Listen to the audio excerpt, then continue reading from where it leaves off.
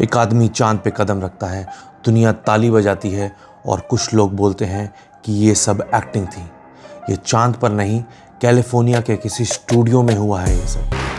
The whole Apollo program was a complete fabrication. Any idea could have been hoaxed is quite frankly insane. और सबसे बड़ा सवाल, अगर camera moon पे था तो स्टेप्स की फोटो कैसे शूट की गई? Did they carry a drone? Hello friends, मैं सुभाष पाठक आपका स्वागत करता हूं अपने इस चैनल सब कुछ यूट्यूब में।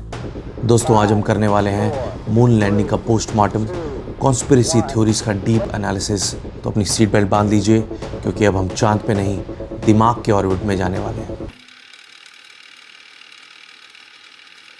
20 जुलाई 1969 दुनिया टीवी के सामने थी और नासा ने अनाउंस किया, we have landed on the moon. Neil Armstrong ने चांद पर पहले कदम रखे और बोला, That's one small step for man, but a giant leap for mankind.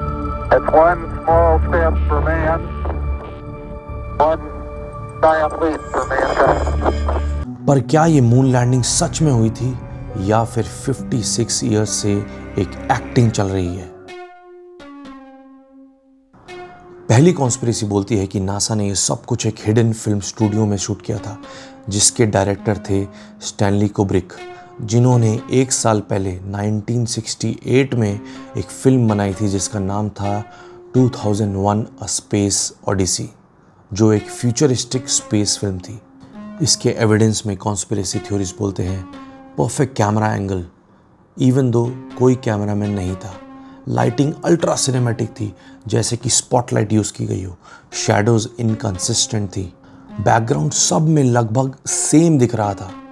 भाई एक बात बताओ, 1960s में ऑलमोस्ट जीरो ग्रेविटी पे कैमरा इतना स्टेबल कैसे था? क्या आपको भी दिखा जो मैं देख रहा हूँ? मुझे तो ये एक प्रॉप लगता है जिस पे लेटर C लिखा है। दूसरी कॉन्स्पिरेसी थ्योरी कि ये फ्लैग हिल कैसे रहा था। मून पे एटमॉस्फेयर नहीं है तो हवा भी नहीं होनी चाहिए। शायद नासा का सीक्रेट फैन चालू था सेट पे। When you looked up at the sky, could you actually see the stars and the solar corona in spite of the glare? We were never able to see stars from the lunar surface or on the daylight side of the moon by eye without looking. तीसरी conspiracy theory, stars कहाँ गए? Moon पर तो अर्थ से भी ज़्यादा clear sky होना चाहिए। नासा की हर फोटो में स्काई ब्लैक था, पर स्टार्स मिसिंग थे। नाइट मोड ऑफ था क्या, या नासा के सेट का ब्लैक बैकग्राउंड था? चौथी conspiracy theory, shadow anomaly. Moon पर तो एक ही लाइट सोर्स है, सन, तो सारी शैडोज एक ही डायरेक्शन में होनी चाहिए, पर नहीं। कुछ शैडोज उल्टी जा रही थी, कुछ शैडोज सीधी जा रही थी, कुछ शैडोज जिगजैग जा रही थी। इसका मतलब है मल्टीपल लाइट सोर्स थे जिस टाइम ये शूट किया गया। #Studio lighting. पांचवी conspiracy theory, same background in different locations.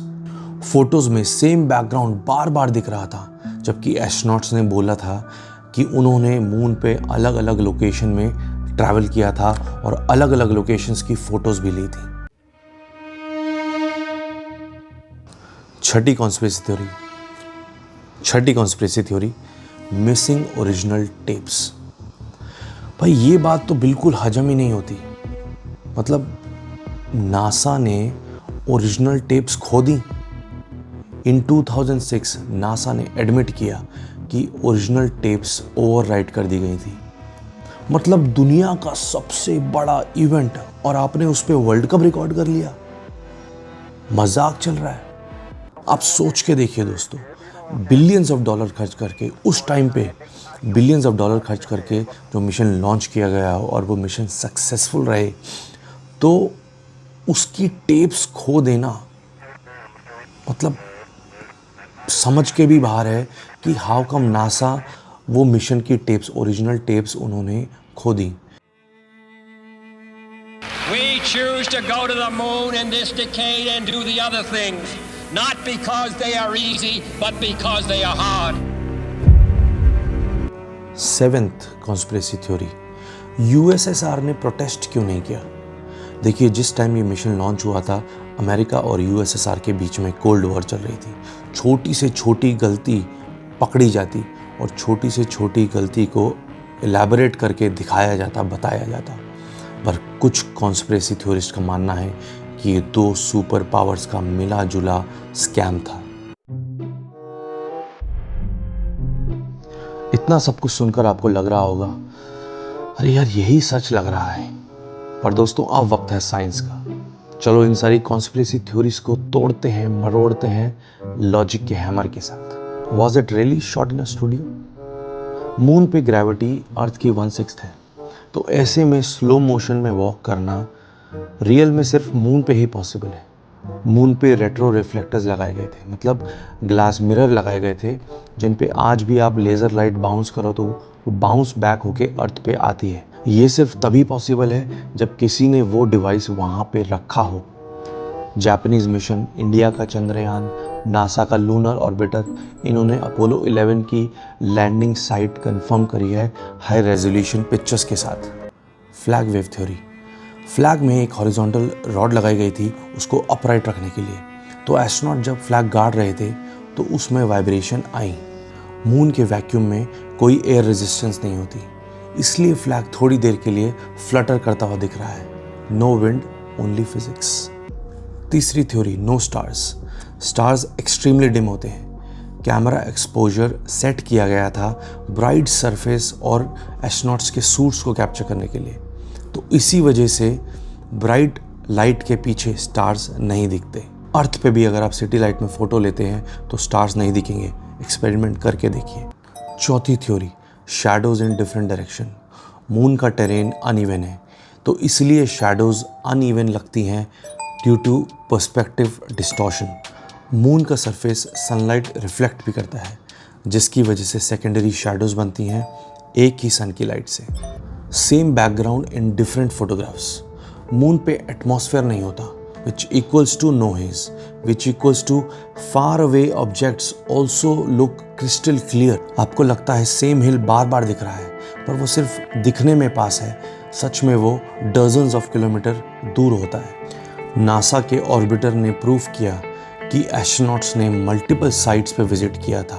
Lost tapes, original tapes accidentally reused क्योंकि उनकी मैग्नेटिक रील कॉस्टली थी। ये हजम करना थोड़ा सा मुश्किल है, बट मल्टीपल कॉपीज एग्जिस्ट।